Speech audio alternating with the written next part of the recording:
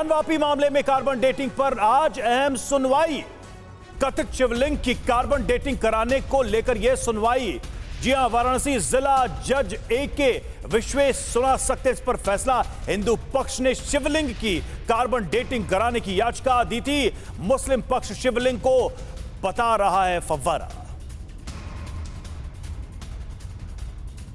तो आज की एक अहम और बड़ी खबर यह है कि इस मामले में सुनवाई होगी। कार्बन डेटिंग को लेकर शिवलिंग की कार्बन डेटिंग की मांग की गई है। इससे कार्बन डेटिंग के माध्यम से यह पता चलेगा कि वास्तव में ये जो शिवलिंग है ये कितना पुराना है, जिसके बारे में यह दावा किया जा रहा है। हालांकि इसमें एक जो पेच है वो ये कि हिंदू पक्ष ही इस पर अलग अलग मत रख रहे हैं।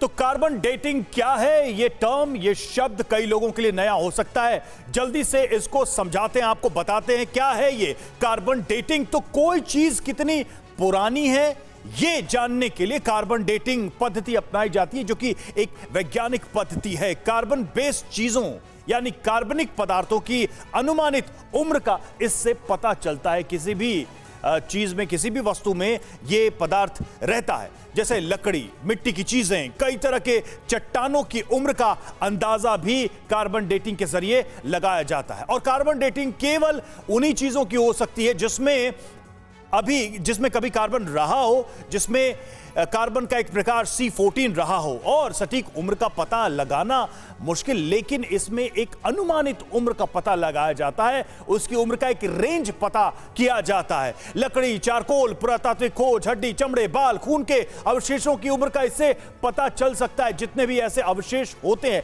जैविक अवशेष होते हैं, उनकी उम्र का इससे पता चलता है। और यही वजह है कि इसकी मांग की जा रही है। अब आपको बताते हैं कि अपने 12 दिसंबर के फैसले में वाराणसी कोर्ट की तरफ से क्या कहा गया। 12 दिसंबर 2022 का फैसला, वाराणसी जिला कोर्ट का हिंदू पक्ष के हक में निर्णय आया था। और निर्णय क्या था? जिला कोर्ट ने क्या कहा कि श्रृंगार गौरी केस सुनने लायक है। इसी को लेकर आपत्ति जताई गई थी मुस्लिम पक्ष की तरफ से। जिला जज AK विश्वेश ने यह फैसला सुनाया था कि यह मामला सुनने लायक है। मुस्लिम पक्ष की याचिका में कोर्ट में डाला गया था कि इसको ना सुना जाए आगे के लिए, लेकिन इस याचिका को कोर्ट ने, अदालत ने खारिज कर दिया था तब। और हिंदू पक्ष के समर्थन में एक तरीके से हिंदू पक्ष के दलील को माना था और प्लेसेस ऑफ वर्शिप एक्ट की दलील को खारिज कर दिया गया, क्योंकि ये ग्राउंड बनाया गया था इस पूरे मामले में इस याचिका को न सुनने के लिए। और ज्ञानवापी केस पर आगे सुनवाई चलती रहेगी। उस फैसले के बाद से ये भी तय हो गया। 12 सितंबर 2022 का ये फैसला है। कुमार कुंदन हमारे संवाददाता हमारे साथ जुड़े हुए, सीधे रुख करेंगे उनका। कुमार, कार्बन डेटिंग को लेकर आज सुनवाई शुरू हो रही है, क्या क्या पेच हैं इसमें और ये कैसे कहा जा रहा है या तर्क दिया जा रहा है कि यह एक सटीक पद्धति हो सकती है इस शिवलिंग की उम्र का पता लगाने में?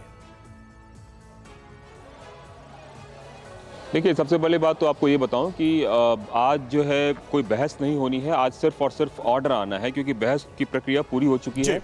जो जिला जज हैं उन्होंने दोनों पक्षों को सुन लिया है। और इसमें सबसे महत्वपूर्ण ये है कि वादी पक्ष में ही 2 पक्षकार हो गए हैं। एक तो जो वो है जो हिंदू पक्ष के तरफ से राखी सिंह जो है इस पूरे मामले का विरोध कर रही हैं। उनका कहना है कि अगर कुमार आगे बताइएगा, एक बार जरा इस चीज को खंडित होगा। एक बार जरा इस चीज को दर्शकों को फिर से बता दें, क्या इस मामले में यानी कार्बन डेटिंग को लेकर अदालत की तरफ से आज वर्डिक्ट आएगा, आज फैसला आएगा? सुनवाई पूरी हो चुकी है? निश्चित रूप से इस पूरे मामले पर सुनवाई पूरी हो चुकी है और आज सिर्फ और सिर्फ फैसला आना है। जिला जज ने इस पूरे मामले पर ऑर्डर को रिजर्व कर लिया है, मतलब पिछली सुनवाई के दौरान। तो आज जो है 2 बजे के बाद इस पूरे मामले पर फैसला आएगा और यह तय होगा कि आखिरकार उस शिवलिंग के उम्र का पता कैसे लगाया जाए और इसके लिए कौन सी पद्धति अपनाई जाए। ज़रूरी नहीं है कि C14 ही हो, ये ASI के हवाले कर दिया जाए और ASI तय करे कि इस पूरे मामले पर कौन सी पद्धति अपनाई जाए, चाहे वो लेज़र फ्रीक्वेंसी के जरिए हो या रडार फ्रीक्वेंसी के जरिए हो, क्योंकि ये ज़रूरी बिल्कुल भी नहीं है कि C14 के जरिए इसका पता लगाया जा सकता है, क्योंकि C14 पत्थरों पत्थरों से बहुत मुश्किल से पता हो पाता है, क्योंकि उसके साथ उसमें जीवाश्म का होना जरूरी है। लेकिन जिस शिवलिंग की बात की जा रही है उसमें जीवाश्म नहीं के बराबर की उम्मीद की जा रही है, क्योंकि वो पानी में था और इसके अलावा उसमें और भी कई सारी चीजें थी।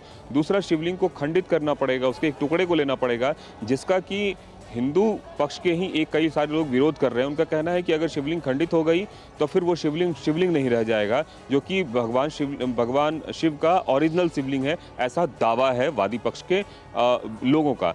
तो ये अब देखना है कि जिला जज इस पूरे मामले पर क्या फैसला देते हैं और इसको किस तरीके से लेते हैं।